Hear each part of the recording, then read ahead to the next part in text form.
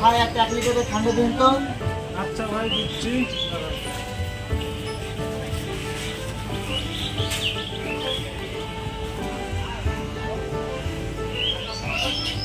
এই তো ভাই ঠান্ডা।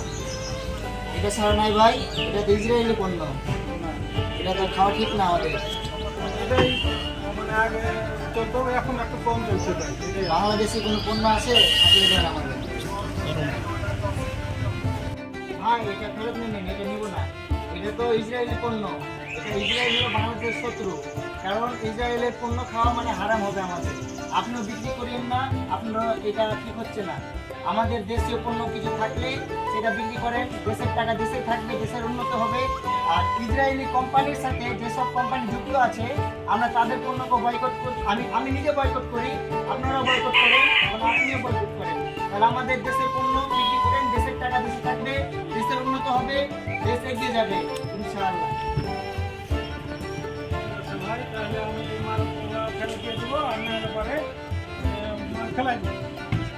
ঠিক আছে ভাই, ধন্যবাদ। সুপ্রিয় দর্শক শ্রোতা, আপনারা আমাদের এই ভিডিওটি দেখে কি বুঝলেন? আমাদের এই ভিডিওটি তৈরি করার একমাত্র উদ্দেশ্য হচ্ছে সারা বিশ্বের মুসলমানদের সতর্ক করে তোলা।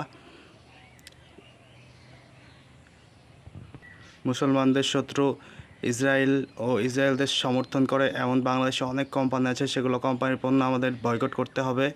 তাছাড়া তাদেরকে সাহায্য করা হবে আমাদের।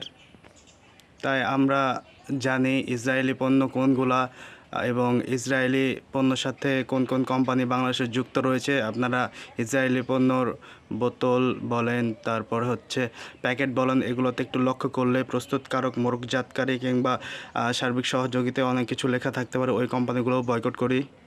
বাংলাদেশি অনেক কোম্পানি রয়েছে, সেগুলোর প্রোডাক্ট অনেক ভালো। সো আমরা বাংলাদেশি কোম্পানিগুলোর প্রোডাক্ট ব্যবহার করি, বাংলাদেশের টাকা বাংলাদেশে রাখি, উন্নত বাংলাদেশ গড়তে সাহায্য করি। এই ভিডিওটি দেখার পরে অনেক কোম্পানি বলতে পারে আমরা তাদের কোম্পানিকে পচানোর জন্য ভিডিওটি করেছি কিংবা সেলস খারাপের জন্য করেছি, কিন্তু না, আমরা জনস্বার্থে ভিডিওটি করেছি। সো সবাই বয়কট করুন। ধন্যবাদ।